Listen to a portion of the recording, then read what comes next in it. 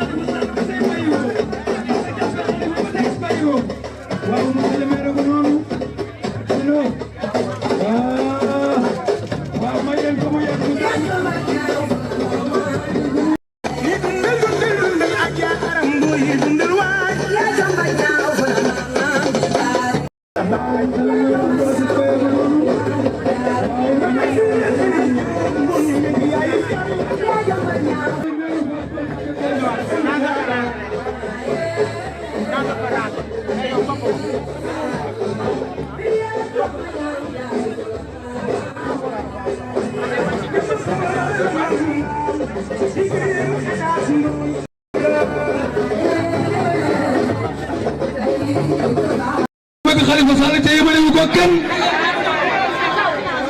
war jàmbaar tuure gu noonu xawmaanu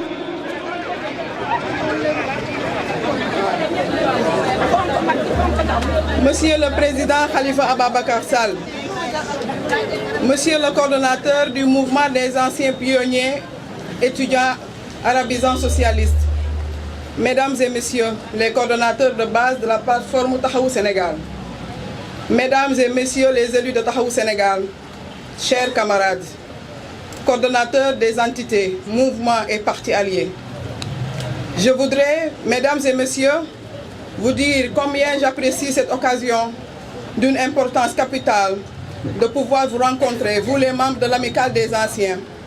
Nous vous souhaitons la bienvenue à la piscine olympique nationale. Votre slogan « And Tay ak Demb » est juste révélateur, car justifiant à suffisance le caractère symbolique de votre loyauté et constance infaillible.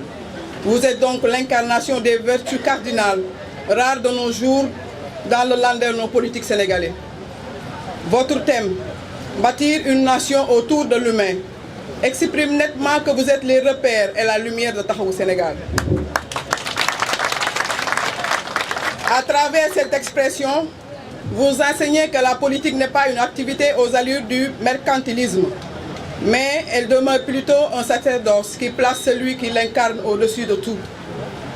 De par cette thématique, vous nous incitez humainement à bâtir et à concevoir un développement dont le moteur et le support incontournable reste l'humain.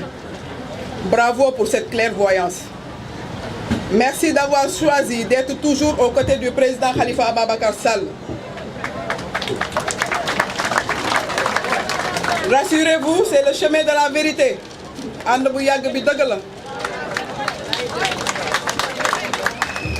Permettez-moi, Monsieur le Président, de rendre un vibrant hommage à une maman qui m'a couvé de par ses ailes protectrices. C'est cette brave dame aux distinguées qualités humaines qui m'a inculqué des valeurs telles que le Djom, Ngor Fulla ak Faïda. Merci Maman Ramatoulaye Mbaye. Et merci à tous les anciens de Taxawu Sénégal. L'Éternel se souviendra. Monsieur le Président Khalifa Ababacar Sall, vous n'avez heureusement pas laissé chavirer le navire de l'éthique et la morale politique auquel Léopold Sédar Senghor tenait intrinsèquement. De par votre sens aigu de la responsabilité et votre esprit républicain, vous avez toujours eu de la tenue et de la retenue, tout en mettant en valeur les intérêts exclusifs de la nation. Vous nous enseignez, vous nous apaisez et vous nous inspirez la responsabilité. Vous êtes l'incarnation parfaite d'un homme d'État. Soyez-en félicités vivement, très cher Président. Personnellement, votre pondération et votre calme olympien m'inspirent et m'ont permis d'être aujourd'hui au-dessus de beaucoup de contingences. Pour notre joie collective, vous avez oublié toutes vos peines, Monsieur le Président. Et stoïque, vous avez toujours prêché pour une paix durable au Sénégal. Celle-ci se construit par les valeurs que vous nous avez déjà enseignées. La tolérance, le dialogue et l'acceptation de l'autre. Nous espérons avec vous réconcilier cette belle nation bâtie et adossée sur nos valeurs ancestrales. Pour terminer, permettez-moi de remercier vivement notre camarade Barthélémy Diaz. Le président de Métropolis, député maire de Dakar, un maire sans père dans la conduite et sans impair de conduite. Merci à tout le personnel de la piscine olympique nationale. Merci, chers anciens, d'avoir choisi nos lieux pour tenir cette importante et belle organisation. Merci à chacun et à chacune de vous Je vous remercie de votre aimable attention. Vive Taxawu Sénégal, vive le président Khalifa Ababacar Sall. parce que su ñuy wax aujourd'hui ñi nga xam ne doole lañ leen jaay ci réew mi El Mamadou symbolise tout ça ñëpp xam nañu kuy El Mamadou góor la garmi la nit ku dëggu la nit ku wóor la. Aujourd'hui El Mamadou est un otage et je le dis et je pèse bien mes mots. C'est un otage parce que mënuñu ñu jël un maire de commune, par ailleurs avocat. Ce qui lui est reproché, c'est en tant qu'avocat, c'est son métier, mais il est maire d'une commune. On le met dans les liens de la détention et on lui interdit d'exercer ses fonctions de maire. Fi ñu yëkk lool yokku ñu ko fen jaay doole wu nag day bëgg a doy. Parce que amuñu droit depuis 3-4 mois qu'il est dans les liens de la détention ñu tere ko liggéey comme maire parce que comme maire deful benn faute comme maire on ne lui reproche absolument rien. J'en appelle aux autorités de l'État à tous les niveaux. J'en appelle aux autorités de la justice. jaay doole bi mooy tax nit ñi di def lu ñu bëggul def wala di mel nu ñu warul mel wala di wax lu ñu mënul wax. ma ni nous exigeons la libération de El Mamadou Ndiaye maire de Thiaroye. donc kenn du fi nekk di ko jooyal wala di kii au contraire dañ koy ñaxtu dañ koy xultu dañ koy yuuxu su laajee leneen nit ñu def ko. je vous remercie. asalaamaaleykum. maa ngi nuyu ñi fi daje ñëpp maa ngi leen di nuyu ci seen tur maa ngi leen di nuyu ci seen sant maa ngi leen di nuyu ci nuyoo bu gën a rafet.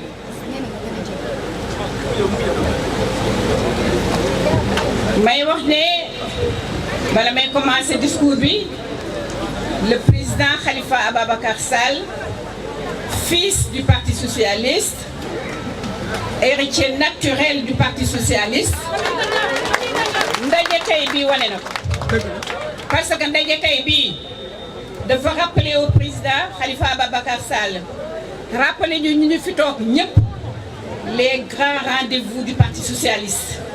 Je veux dire les conseils nationaux du Parti socialiste, je veux dire les congrès du Parti socialiste. Donc nul n'en doute, c'est bien lui l'héritier du Parti socialiste. woote bi nga xam ne Khalifa Ababacar Sall woote na ko je pense que doomu Parti socialiste bu mu munti nekk digne de ce nom bu gisee ni tey jii dina ko gën a nàmm lu wuy si woote Parti Khalifa Ababacar Sall. ndax ñi fi nekk tey jii ñoo doon dissuader ñi fi nekk tey jii ñoo doon taf ci mbedd yi ñi fi nekk tey jii ñoo doon xeex ba Parti socialiste am li mu am. ñi fi nekk tey jii sous la conduite de Khalifa Ababacar Sall ñoom ci seen bopp ñoo ñafe ba jox la jeunesse bi nga xam ne moom la continuer gëm les femmes yi nga xam ne moom la ko ñooñu continuer gëm baat bi nga xam ne am nañ ko ba mu war a jur li mu jur tey jii yëpp. les premiers maires jeunes c'est avec Khalifa Ababacar Sall, les premiers députés jeunes c'est avec Khalifa Ababacar Sall, les premiers ministres jeunes c'est avec Khalifa Ababacar Sall. Donc moi je pense que construire une nation ku ko soxla da nga koy dénk moom ndax lu jàng ci moom lu mu mokkal la. dëgg la.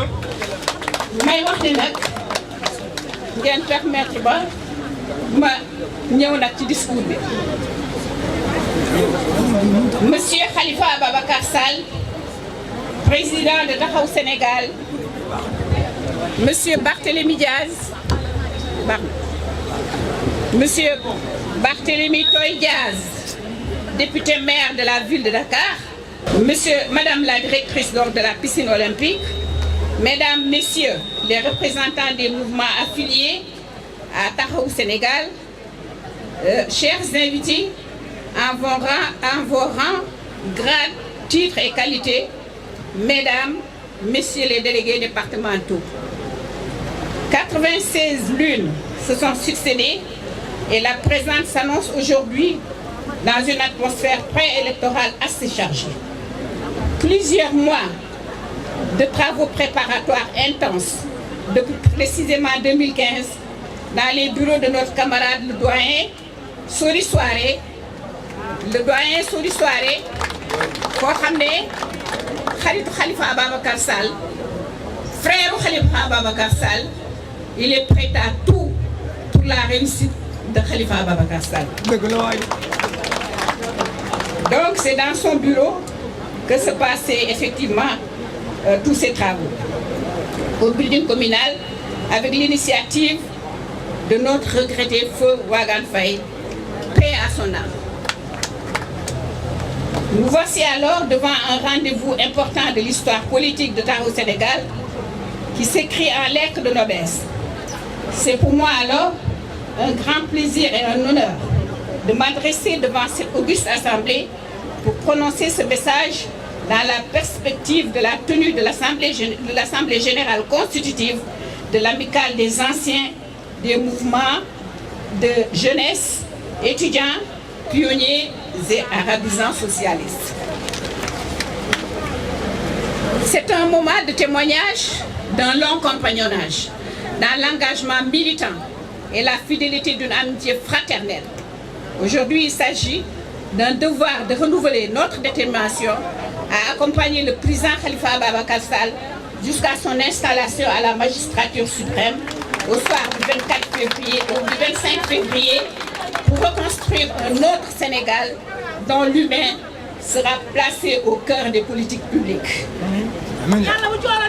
Monsieur le Président de Tahoe Sénégal, honorables invités, Paul Valéry avait raison de dire ce qui est le meilleur dans le nouveau et ce qui répond à un désir ancien. C'est pourquoi il me revient de remercier sincèrement tous les membres de la commission d'organisation ainsi que les députés et maires qui ont contribué pour une bonne tenue de cet événement, tout en réservant une mention spéciale à l'honorable député maire de Dakar, M. Barthélémy Toye Dias. Oui. Mention spéciale aussi à un frère, un maire, un frère, un fils de Khalifa Ababacar Sall, Madiop Diop, qui a beaucoup contribué pour la réussite de cet événement. Mention honorable à un de nous, à un des nôtres, oui, Seydi, le camarade Ibrahim Seydi, qui a tout fait effectivement pour qu'on en arrive là, pour qu'on réussisse cette journée-là. Nous saluons la présence effective de Madame le maire, Soham El Wardini, qui a soutenu ce processus. Nous saluons aussi Madame Ndeye Fatou Tounkara, notre aînée, qui n'est pas là aujourd'hui. Nous lui souhaitons un bon rétablissement et nous souhaitons aussi un bon rétablissement à tous ceux et celles qui nous avaient accompagnés et qui aujourd'hui n'ont pas pu assister effectivement pour raison de santé à cet événement. Nos remerciements à Mme Oulimata Diop. Elle fut présidente nationale. Elle a tout fait, tout ce qu'on a réussi, Oulimata l'a réussi aux côtés de Khalifa Ababacar Sall. Nos remerciements aussi à la grande Nafi Diop Gaye. Elle aussi, elle a toujours été aux côtés du président Khalifa Ababacar Sall et mené tous les combats avec lui. Donc je disais que Madame Ndeye Fatou Tounkara, qui est aussi une icône de ce mouvement, et M. Ibrahim Sori Soiré, je viens de le dire, qui peut revendiquer la paternité de cette amicale avec Feu Wagan Faye. En vous souhaitant, mais avant de vous souhaiter la bienvenue, moi je voudrais qu'on applaudisse, ou bien qu'on rende hommage aux femmes de Bargny, les dames de Bargny effectivement, qui se sont très bien comportées, qui ont animé la fête, donc nous leur rendons un vibrant hommage. En souhaitant la bienvenue à tous les délégués des départements et aux invités, je vous exprime ma joie de partager avec vous cette manifestation et je vous remercie. Assalamu alaikum.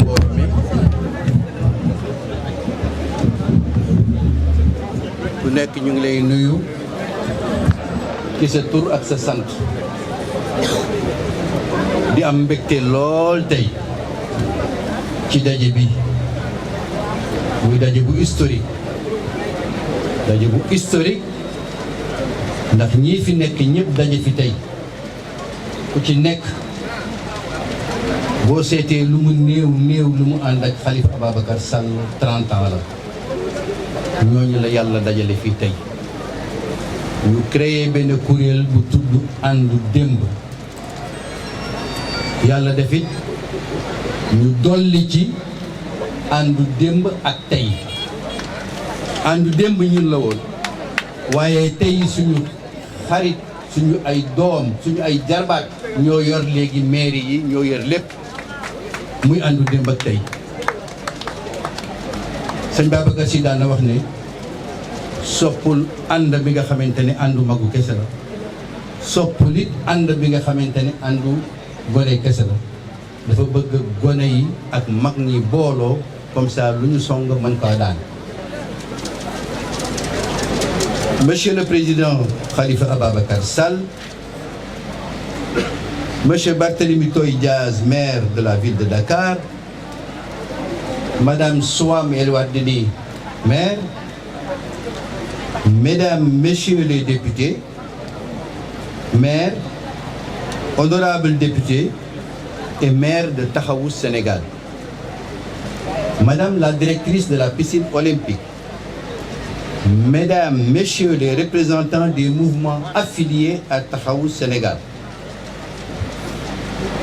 Mesdames, Messieurs les représentants de partis membres de la plateforme de Taxawu Sénégal, chers invités en vos rangs, grades, titres et qualités, Mesdames, Messieurs les délégués départementaux, à l'entame de mon propos, je voudrais remercier chaleureusement tous les anciens des mouvements des jeunesses, étudiants, arabisants, pionniers, socialistes, ici présents, d'avoir porté leur choix sur ma modeste personne pour présider aux destinées de cette association les 2 premières années.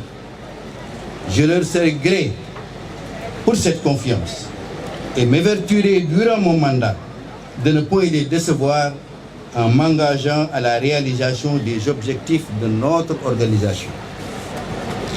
Que Dieu nous vienne en aide pour l'accomplissement de cette mission exaltante, mais ô combien exigeante. Toutefois, avec votre concours, la diversité et la richesse de vos profits, il n'y a rien qui soit hors de portée. L'espoir est donc permis quant aux réussites futures de notre association dans l'atteinte des objectifs mentionnés dans nos statuts. Monsieur le Président de Taxawu Sénégal, chers invités, il est de la vie des êtres humains comme des organisations des moments importants dont on se rappelle toujours dans l'évocation de leur histoire personnelle ou collective. Celui qui nous rassemble aujourd'hui en est assurément un. Il s'agit du président Khalifa Ababacar Sall. En effet, l'Assemblée générale des anciens des mouvements des jeunesses, étudiants, pionniers et arabisants figurera à ne pas douter parmi les événements marquants de notre histoire politique et sociale. La singularité de cette organisation est que d'anciens compagnons d'une jeunesse militante ont décidé de se retrouver autour des valeurs partagées. Nous prions Dieu, le Tout-Puissant, d'accueillir dans son paradis nos camarades disparus ayant été à l'origine de notre regroupement. À cet égard, nous nous souvenons toujours en avant avec une pensée pieuse de notre regretté frère et ami Ouagane Faye, ainsi que pour tous les autres qui avaient adhéré au projet. L'aventure En 2015-2016, avec quelques-uns d'entre nous qui ont commencé à se réunir au bureau de notre camarade Ibrahima Sori Souaré, au building communal pour échanger sur divers sujets, particulièrement sur la nécessité de se retrouver pour soutenir l'un des nôtres.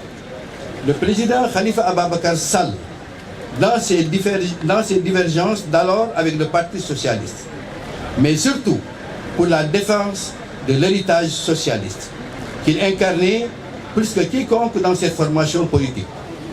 L'histoire lui donne raison aujourd'hui, car il demeure le vrai héritier du socialisme au Sénégal. Après le building communal, nous avons migré vers la permanence de Grand Yoff, puis au quartier général Idrissa Diallo, après l'élection de cette permanence pour Taxawu Sénégal. Durant toutes ces pérégrinations, nous avons cessé de dénoncer les injustices faites au président Khalifa Ababacar Sall par des communiqués de presse et des articles qui avaient secoué en son temps la direction du Parti socialiste.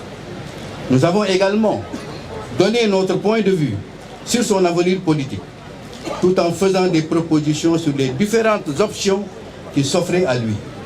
Même dans les liens de la détention, nous avons continué les échanges avec lui, œuvré pour des retrouvailles au sein du PS et à l'unité des entités à travers des activités de médiation et de représentation.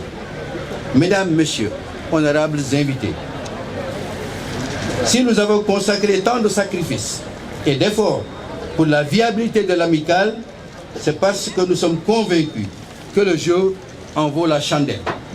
De ce point de vue, l'ancienneté de notre compagnonnage avec Khalifa Ababacar Sall est un phénomène inaudit dans les relations humaines, surtout politiques. S'il a survécu aux vicissitudes du temps, c'est parce qu'il s'est adossé à des valeurs d'amitié, de fraternité, de solidarité, de fidélité aux principes de notre ami de toujours, Khalifa Ababacar Sall, qu'il incarne au plus haut niveau.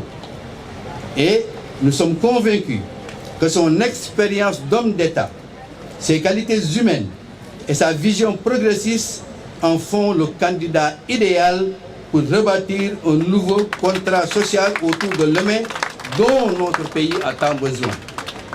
Il est en effet une chance pour le Sénégal.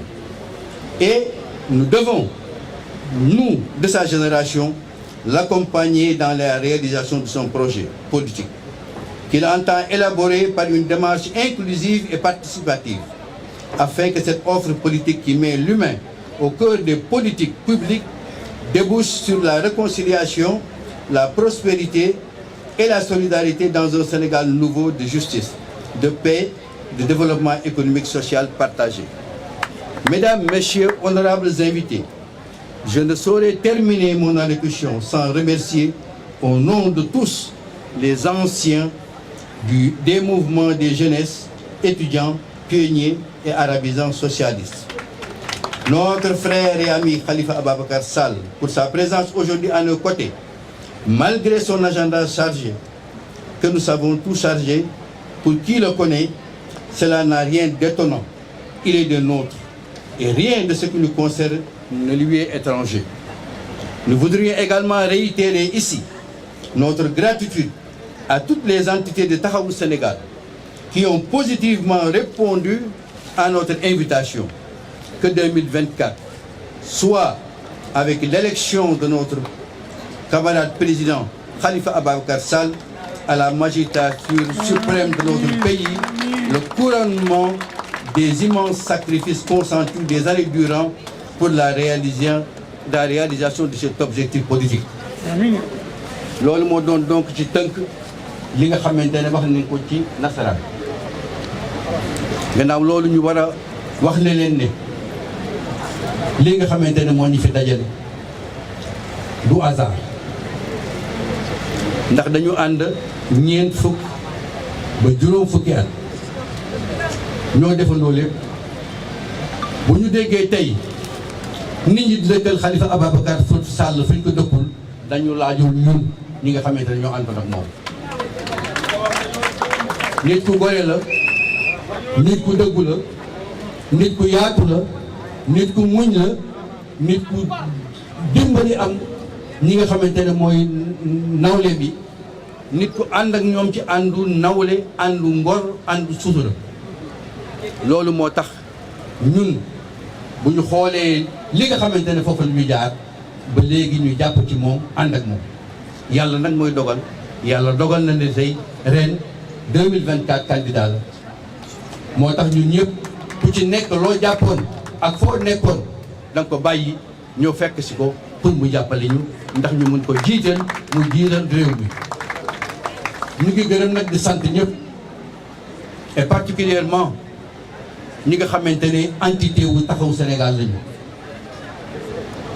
muy entité yi nga xamante ne ku ci nekk jàpp na ci événement bi il est vrai que c'était difficile au début mais yàlla yombal nañu yëpp ndax àndu démb la ak tey waa démb am na nu ñu taxawee xale yi tey am na ñu taxawee aussi loolu moo waral ñu boole suñuy doole di ñaan yàlla à ce que bépp socialiste fu mu munti nekk ci àddina bi na jàppale Khalifa Ababacar Sall parce que mooy candidat légitime bi mooy héritier légitime au parti socialiste parce que combat ba mu mus a def ci biir parti socialiste da ko def xeex ba mu mus a def ci biir parti socialiste da ko def ma bañ a guddal ci kàddu gi di remercier vraiment l'ensemble des maires de Barthélémy Toye Dias en commençant à Cheikh Gueye Madiop Abdoul Aziz Paye madame Dieynaba Ba de Fann Point E Abdoul Aziz Diané de Jaxaay maire président le député maire Omar Cissé Assane Kassé de Rufisque Nord ak maire yëpp daal Seydina Issa Laye Samb ñooñu ñëpp ñu leen di gërëm di leen sant jàppale ci bés bi ak madame le maire Soham El Wardini ñu jàppale ci bés bi vraiment dañu amuñu seen pay yàlla na yàlla fay yàlla may ñu dajewaat ndaje bi nga xamante ne dañu fal Khalifa Ababacar Sall ma ngi leen di gërëm di leen sant. Barthélémy Toye Dias, député maire de la ville de Dakar, madame le maire Soham El Wardini, mesdames, messieurs les députés, maires, honorables députés et maires de Taxawu Sénégal, madame la directrice de la piscine olympique, messieurs les représentants des partis et mouvements membres de la plateforme Sénégal, mesdames, messieurs les représentants des mouvements affiliés à Taxawu Sénégal, chers invités, en vos rangs, grades, titres et qualités. Mesdames, messieurs les délégués départementaux, paix et guerre entre les nations, écrit le sociologue Raymond Aron. Le monde est en perpétuelle mutation, nous offrant un tableau politique dont les enjeux se structurent par les relations internationales devenues multilatérales. Depuis 1989, date marquant la fin de la guerre froide, du monde bipolaire, à mon nom, l'historien Francis Fukuyama a parlé de la fin de l'histoire et le dernier homme. La démocratie s'affirme davantage comme le moins mauvais des régimes politiques, comme le disait le Premier ministre britannique Winston Churchill. Mais le monde contemporain reste confronté à des défis majeurs qui n'épargnent pas notre continent, l'Afrique. La nouvelle configuration des relations internationales est marquée par plusieurs caractéristiques. Défis sécuritaires au Sahel, au Proche-Orient et menaces protéiformes de l'extrémisme violent. Résilience autoritaire générant des coups d'État en Afrique. Tensions économiques et financières dans le monde. Défis environnementaux et dérèglements climatiques.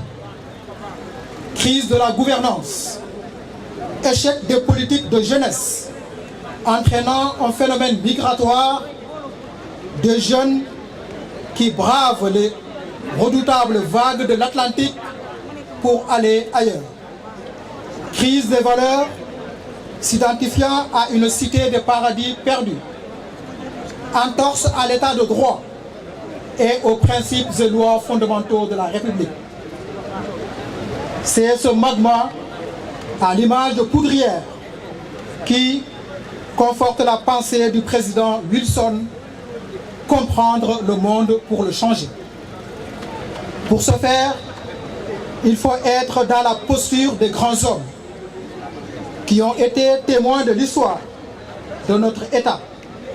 Le président Khalifa Ababacar Sall en est un exemple en sa qualité d'homme d'État, doublé d'une riche trajectoire politique, parlementaire, ministérielle et de gestion des affaires locales.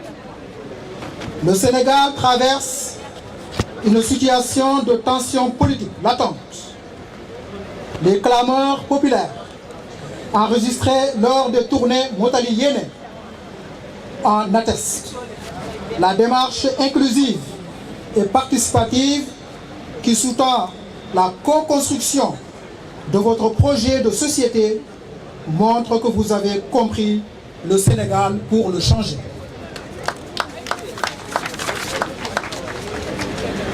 Considérant l'aspiration forte des Sénégalais à de meilleures conditions de vie, considérant la fragilisation de nos institutions et des fondamentaux de la République, considérant l'impérieuse nécessité de confier les destins du Sénégal à un homme sûr, un homme d'État, considérant votre expérience politique et de gouvernement, considérant votre culture d'homme d'État, considérant votre dimension internationale, prouvant une bonne compréhension du monde contemporain à travers votre expertise en matière de gestion des conflits en Afrique et ailleurs, considérant vos qualités humaines exceptionnelles et reconnues par les Sénégalais, bâtir un nouveau contrat social autour de l'humain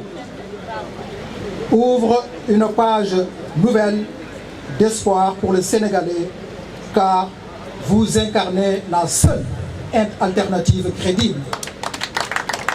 C'est pourquoi l'amicale des anciens mouvements de jeunesse, étudiants, pionniers et arabisants socialistes vous investit solennellement aujourd'hui comme leur candidat à l'élection présidentielle du 25 février 2024.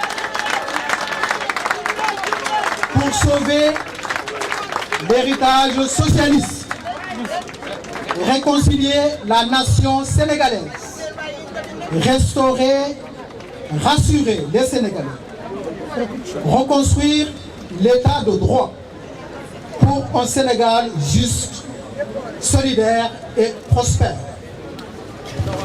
Pour la terre et pour les hommes, le moment est arrivé où il nous est permis de faire deux estimations. L'une de François de la Rochefoucauld qui dit « La plupart des hommes ont, comme les plantes, des propriétés cachées que le hasard fait découvrir. » Vous avez de l'estime chez les Sénégalais et les leaders d'opinion de ce pays. L'autre est la parabole du bon samaritain. Non electa una via, non datur recursus an alteram. C'est-à-dire, une voie ayant été choisie, on ne peut en adopter une autre. Je vous remercie de votre aimable attention. Assalamu alaikum waa Taxawu Sénégal. Assalamu alaikum suñu xarit bu démb suñu xarit tey yàlla na nga doon suñu xarit bu ëllëg. muy Khalifa Ababacar Sall ñi nga àndaloon ba ñuy tuut tey jii ñu dox ñii am ay doom ñii am ay sët ñoo ñëw tey di wax ak yow am loo xam ne dañ koy jëf sa diggante ak ñoom mais bala ñu koo jëf dinañ la wax lu tax ñu jëf ko Khalifa dañu ànd ñun ñàkk ñu fayda ñaaw nañu waaye ñàkk ñu fayda gënoo ñoo rafet gënoo ñoo rafet mbubb gënoo ñu jub bu ñu ànd ak yow dafa am lu tax xam nga li tax lan la sa jikko ju rafet Khalifa ñun ñi àndoon ak yow démb ak bëgg démb xam nañ ne doo wor boo doon wor ñi nga àndaloon 40 ans du ñu ñëw taxaw fi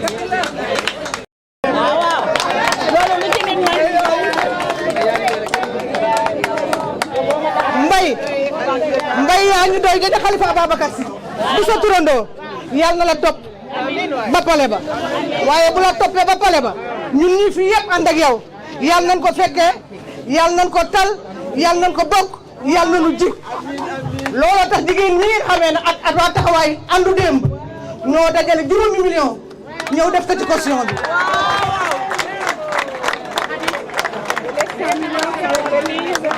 muy nii waaw ñoo dajale xoolal nag Khalifa Ababacar lii boo foo ko def mu lew ndax dañoo dajale suñu dërëm yu lew suñu at du atu turiya du ati trompé yu lew la ñu dajale foo ko def mu barkeel foo ko def mu barkeel jërëjëf andi gërëm nii yéen bokk ci ngeen dem bokk ci ngeen tey nii rek ngeen yàlla jik nga nekk président toog ci ciel amiin le soir du 25 février inchallah Sall Baba Camara yow yaakaaru Sénégal ga waaw Sénégal daf la yaakaar ci suñu commencé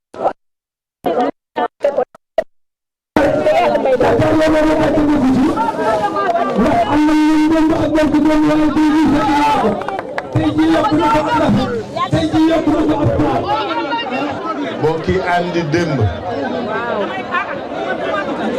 ak tey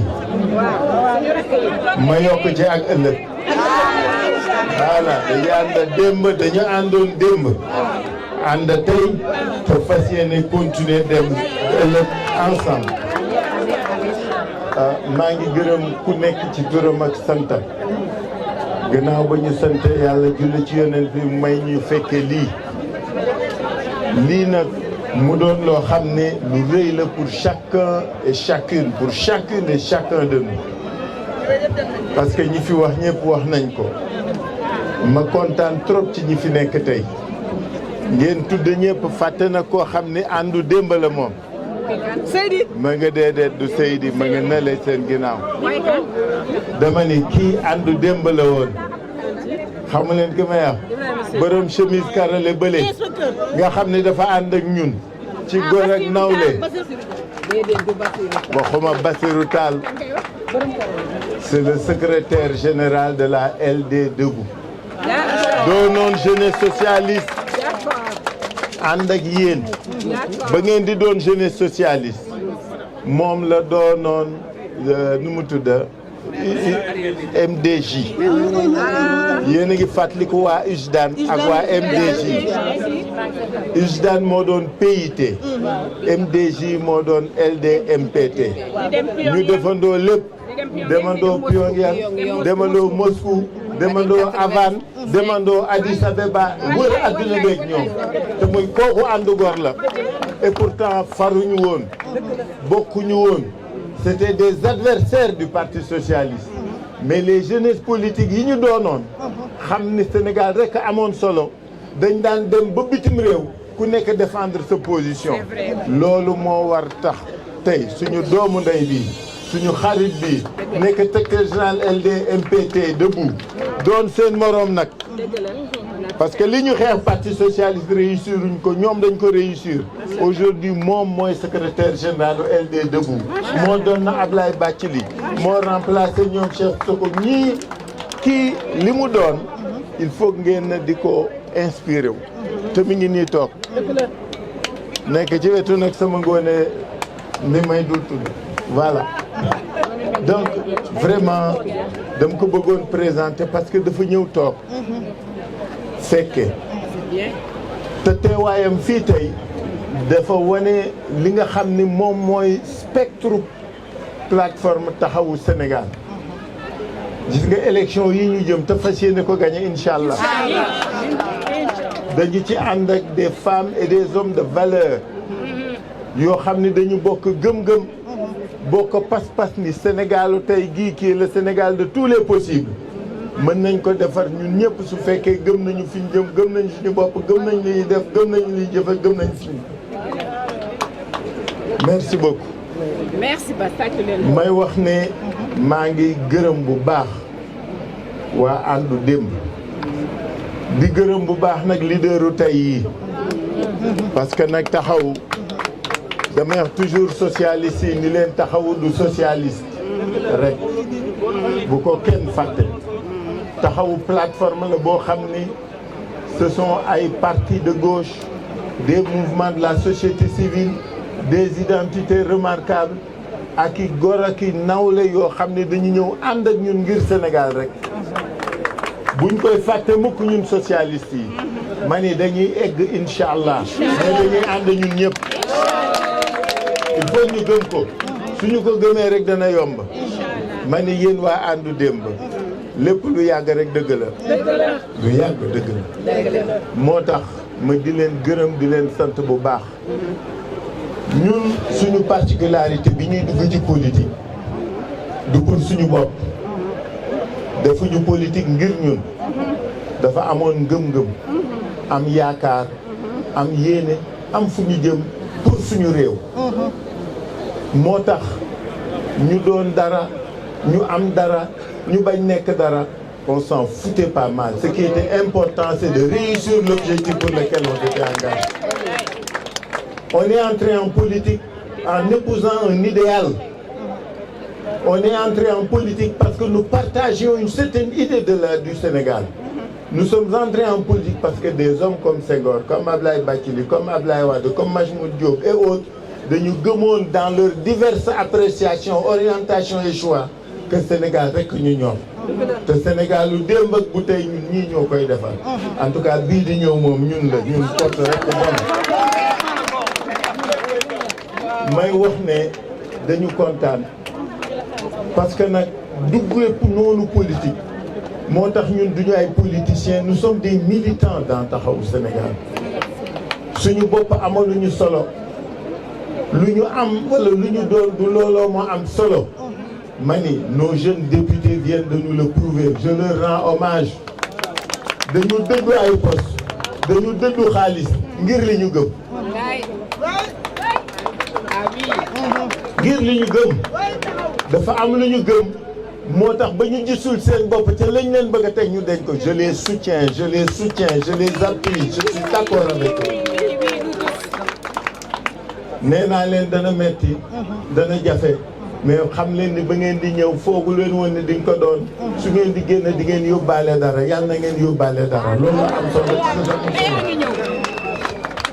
ma ni politique wut léegi li tax mu metti mooy gëm-gëm bee wàññeeku ñun ñu bari ñu ci dugg li ñu bëgg dong la ñuy wut lu ñu doon la ñuy wut lu ñu nekk la ñuy wut lu ñu am la ñuy wut peu importe nag li ci Sénégal di doon ak li mu ci am loolu mooy problème bi moo tax xeex bi métti ce pays doit changer mënuñu nekk ci réew moo xam ne saaga xaste wax lu bon menacé ak wax rek mais loolu moo war dakk ñu dañu war xoolaat suñu bopp réew mi suñu bosa kenn du ko defar ñoo ko moom ñun ñii ñoo koy defar nous en appelons à la paix des braves des cœurs et de l'esprit pour que ku nekk ci ñun demee fii ñu jëm ak xel eno bañ ci dem ak xol gis nga kii doon président yàlla bind na ko bu yàgg en tout cas ci ñi gëm yàlla boobu waaw te man lay doon incha allah mais dama bëgg wax ne il faut que nit ñi gëm ne ñun ni ñu xamee politique ak li tax ñu dugg ci politique moo tax du ñu sonn du ñu wax ju ñaaw du ñu xuloo du ñu xaste du ñu dàggasante du ñu teesante et pourtant mënoon nañ ko mais jaru ko xam nga fii lan moo fi jar ce sont les projets et les propositions que chacun de nous porte pour le Sénégal. Ce débat-là nous importe, mais l'autre ne nous intéresse pas. bi su bëggee def débat de projet débat de programme wax nan la ban Sénégal la ñu bëgg ban Sénégal la ñuy yéene ban Sénégal la ñuy liggéeyal boobaa waxtaan bi neex wante daggasanteeg xastanteeg menacé kooku bokkuñu ci.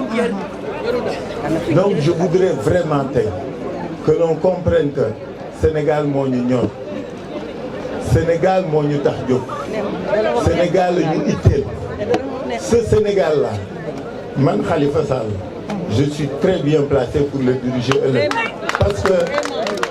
parce que mën naa jubaatle nit ñi mën naa rafistole xol yi mën naa fexe ba nit ñi déggoo mën naa fexe ba Sénégal doon benn.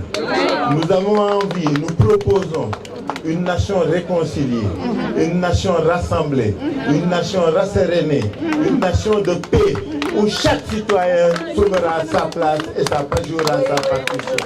loolu la ñu yéene loolu la ñu bëgg loolu mooy ñu amal solo loolu tax ñu bokk ci xeex bi mais du pour suñu bopp amul solo amul lu ñu mënul dëddu parce que namuñu dara nag.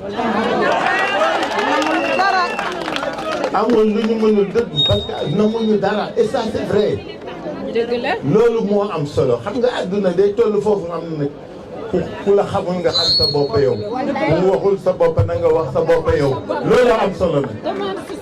Alors je veux vraiment que les gens comprennent que réew mi am na lu fi yenn yi jarul nañu raxas xol yi nañu indi débat nañu indi waxtaan. C'est pourquoi nous compatissons toujours avec tous les détenus politiques. dama yaakaar ni Sénégal gii ñun ñuy construire man Khalifa Sall kenn dootu ci nit kaso ndax politique. Nous voulons reconstruire un État respectueux, un État respectable, mais un État respecté. Parce que nag du ñu bàyyi lépp di mel lépp. C'est ça qui ñu amal solo. Nous voulons faire en sorte que Sénégal gii ñuy defar mu doon Sénégal guy dundal boppam. bay dunde bay dundal bay jëriñu. Parce que nag réew day mënal boppam gis nga même sa kër gi nga yor su fekkee mënoo fa joxe dépense mënoo fa dund da ngay am problème. mënuñu ñun ñu doon réew moo xam ne pendant 64 ans mënuñu dundal suñu bopp loolu daf fee war a jeex. ma ne nit ki ndox mi suuf si ce sera la trame de notre politique. parce que loolu la ñu gëm suñu defee li ci war nit ñi gis seen bopp ci réew mi ma ne dañuy dem kanam te di nga aujourd'hui ce pays est le pays de tous les possibles. yàlla may nañu lu ne. yàlla defal nañu lu ne. sol sous-sol a ci yam mais may ñu un spectre démographique boo xam ne dëkku ndaw lañu. ma ne dëkku ndaw dëkku yaakaar la. nañu fexe ba suñuy ndaw gëm ñu. doyloo ñu toog fii nag am seen place ci liggéeyal seen réew liggéeyal seen bopp loolu mooy problème mbëkk mi metti na ku wax ni mettiwul da nga cee bokkul te ñun ñëpp am nañ ci mbokk ki doom ak jarbaat yi ci deewale yuy dem dañu bëgg mu dakk mais ni muy dakkee mooy doomu gor su wékkul ci dara na ngay wuti ko feneen loolay problème. On comprend ces jeunes qui s'en vont mais nous ne sommes pas d'accord avec leur choix. Mais est-ce que pexe am na moo tax nañ ko waxtaane parce que critiquer nit yomb na lool mais est-ce que soo nekkoon fa xale ba di jël gaal ga nekk doo def la mu def c'est une autre situation. bu kenn xas kenn bu kenn xalab kenn mais nañu xoolaat suñu bopp parce que looloo am solo gis nga réew mi dafa toll foo xam dañu waxante dëgg maslaa gi ba ñu nar ñu maasale ñun ñëpp kenn du ko nangu dafa koy waxante dafa koy nangu. Donc je veux que l'on comprenne que Khalifa Sall, candidat de Taxawu, président de la République, fera en sorte que ce pays-là se développe dans les 5 prochaines années. loolu woon mooy suñu yéene incha allah xam nañ ko mën nañ ko bëgg nañ ko je suis la synthèse des régimes qui se sont succédés ici bokk ci biir xeex ci ñi xam li baax xam dama ne gis nga réew mi dañ koy defaraat daañu defaraat mbay mi daañu defaraat nit ñi defaraat jàngale bi defaraat agriculture bi defaraat industrialisation bi dafa war jeex. Depuis 8 mois nous parcourons ce pays ren dañu dem fekk nit ñi di déqi koo ci gis taatu gerteem da ngay ruus mu mel ni amuñuy engrais te am ICS ak phosphate mu mel ni amuñu semence yu baax am ISRA am lii mu mel ni amuñu béykat yu xamu ni te ñoom ñu doon ay gor ak garme yu yàgg béy mais soo demee campagne agricole baaxul campagne de commercialisation baaxul engrais beeg semence yi commerce la comme ñoom niñ koy tudde ma ni soo yaakaaree di nga dugg si jaboot da ngay donc wax ji du gudd mais dama bëgg Sénégal xam ne fii ñu toll defaraat réew mi moos mais fas bu mu xol yi ba pare fas bu mu xol yi réconcilier rassembler rasséréner ba ñëpp xam ne Sénégal rek xel yi dellu si ci nit ñi xol yi sedd ñu wut nag jëm ca kanam en tout cas avec Taxawu Sénégal les Sénégalais doivent comprendre que nous sommes une force de proposition mais nous savons surtout que nous avons l'expérience et l'expertise pour faire du Sénégal des 5 prochaines années un havre de paix et de développement intégré maa ngi leen di gërëm jërëjëf président Ababacar Sall